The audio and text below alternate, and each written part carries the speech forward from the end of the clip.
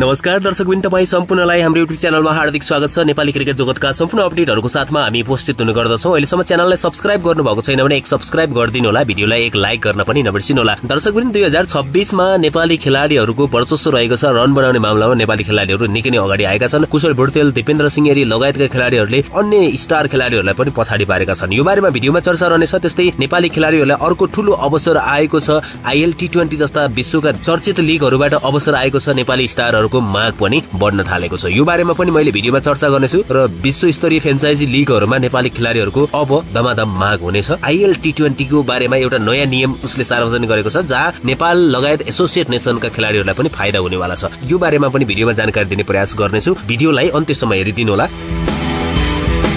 दर्शक महानुभावहरू, कुशल भुर्तेलले हिजो शानदार प्रदर्शन गर्न सफल भएका थिए। शतक लगाउन सफल भए र उनको प्रदर्शनमा नेपाल क्रिकेट टिमले जित पनि हासिल गर्न सफल भयो। ओपनर कुशल भुर्तेलले कीर्तिमानी शतक बनाएको खेलमा मलेसियालाई 167 रनले हराएको थियो र नेपाल एसियाली खेलकुद छनौटको समूह ए को विजेता बन्दै सेमिफाइनलमा पनि पुग्न सफल भइसकेको छ। Best of luck team Nepal भन्नुहोला। अब सेमिफाइनलमा पनि हङकङ, ओमान जुन कुनै पनि टिम आउँछ भने यसरी नै धुलाइ गर्नुपर्छ।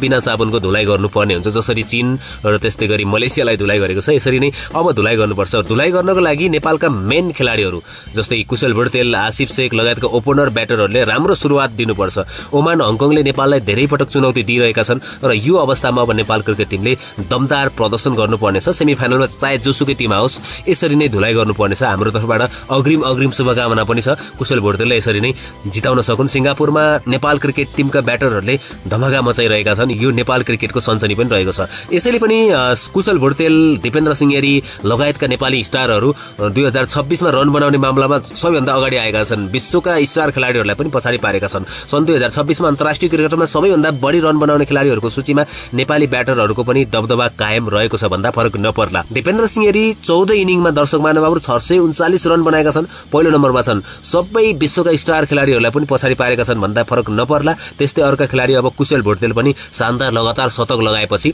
फेरि 13 इनिङ्समा उनले 635 रन बनाउँदै दोस्रो स्थानमा र तेस्रो स्थानमा कुरा गर्ने भने सलमान आगा छन्।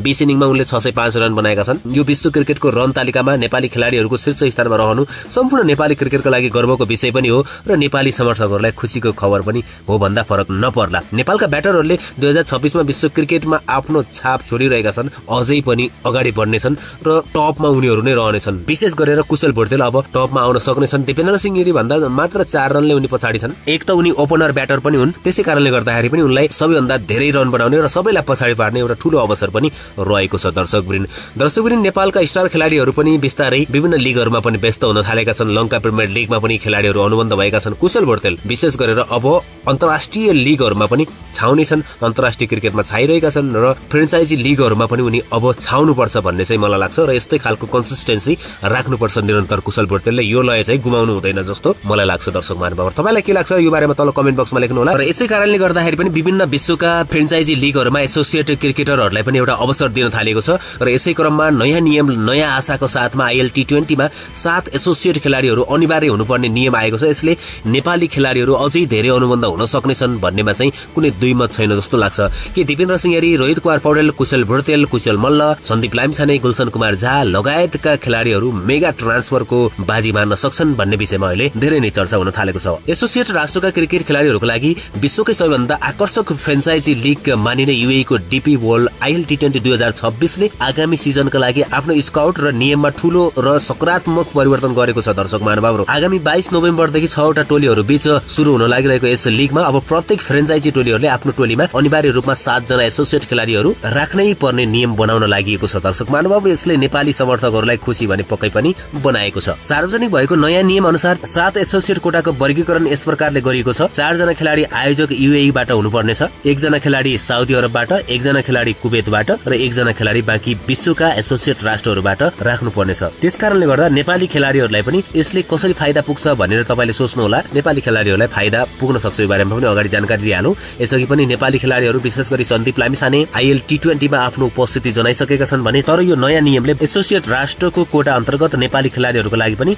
अक्सन र डाइरेक्ट साइनिङको सम्भावना पनि वात्तै बढेको छ भन्दा फरक नपर्ला। नेपाली स्टारहरूको बलियो माग, आईसीसी टी20 अलराउन्डर वरियताको शीर्ष स्थानमा रहेका दिपेन्द्र सिंह एरी, कप्तान रोहित कुमार पौडेल र पछिल्लो समयमा लगातार कन्सिस्टेन्सी देखाइरहेका र शतकमा शतक लगाइरहेका कुशल भुर्तेलको पनि निकै नै सम्भावना छ भन्दा फरक नपर्ला। र global spinner star Sandeep Lamichhane जस्ता खेलाडीहरू पनि नेपालमा छन्। त्यसै कारणले गर्दाखेरि पनि अब नेपाली खेलाडीहरूको पनि विश्व स्तरमा माग बढ्न सक्नेछ। आईएल टी20 लिगमा पनि नेपालका खेलाडीहरूको वर्चस्व रहन सक्ने अनुमान गर्न थालिएको छ। दर्शकवृन्द, फ्रेन्चाइजीका लागि पनि यो पहिलो रोजाइको एसोसिएट खेलाडी बन्न सक्नेछन् नेपालका खेलाडीहरू। आईएल टी20 को नयाँ नियम अनुसार प्लेइङ 11 मा पनि अनिवार्य स्थान बनाउन सक्नेछन् खेलाडीहरूले। प्लेइङ 11 मा कम्तीमा पनि एकजना एसोसिएट खेलाडीहरू खेलाउनै पर्ने बाध्यता अब हुनेछ टिमहरूलाई। यसले गर्दा टोलीमा छानिने नेपाली खेलाडीहरूले केवल बेन्चमा बस्ने मात्र नभई म्याच विनरको रूपमा मैदानमा उत्रने मौका पनि पाउनेछन्। र अर्को महत्त्वपूर्ण कुरा के छ भन्दा नेपाली फ्यान्स बेसको फाइदा पनि युए को आईएल टी20 ले उठाउन सक्नेछ। नेपाली खेलाडीहरूलाई अनुबन्ध गर्ने बित्तिकै त्यहाँ नेपालका फ्यान्सहरू पनि समाहित हुनेछन्। नेपाली खेलाडीहरूसँगै फ्यान्सहरू पनि त्यहाँ जानेछन् र अझै रोचक हुन सक्नेछ यो प्रतियोगिता। दर्शक महानुभावहरू, यसरी पनि यो प्रतियोगिता चासोको साथ हेरिएको छ। नेपाली खेलाडीहरूको सामाजिक सञ्जालको क्रेजका कारण पनि आईएल टी20 का चर्चित टिमहरू एमआई इमिरेट्स, त्यस्तै गरी आबु धाबी नाइट राइडर्स जस्ता ठूला फ्रेन्चाइजी टोलीहरूले नेपाली खेलाडीहरू भित्राउन कडा कसरत गरिएको पनि अनुमान गरिएको छ। दर्शक महानुभावहरू, के दर्शक महानुभावहरू आईएल टी20 मा नयाँ नियम आएसँगै नेपालका थुप्रै खेलाडीहरू आईएल टी20 मा अनुबन्ध हुन सक्लान्? तपाईको धारणा यसबारेमा तल कमेन्ट बक्समा लेख्नु होला। के आईएल टी20 2026 मा नेपाली खेलाडीहरूलाई फ्यान्स बेसका कारण पनि अनुबन्ध गर्न सक्ला त आईएल टी20 का फ्रेन्चाइजी टोलीहरूले? यो बारेमा पनि तपाईको धारणा के छ तलको कमेन्ट बक्समा लेख्नु होला। क्रिकेट सम्बन्धी सबै अपडेटहरूको लागि च्यानललाई सब्स्क्राइब गरिदिनु होला, भिडियोलाई लाइक गर्नु होला। भेट्नेछौँ अर्को नयाँ अपडेटको साथमा नयाँ भिडियोमा। अहिलेलाई भने छुट्छौँ। जय नेपाल, जय नेपाली क्रिकेट।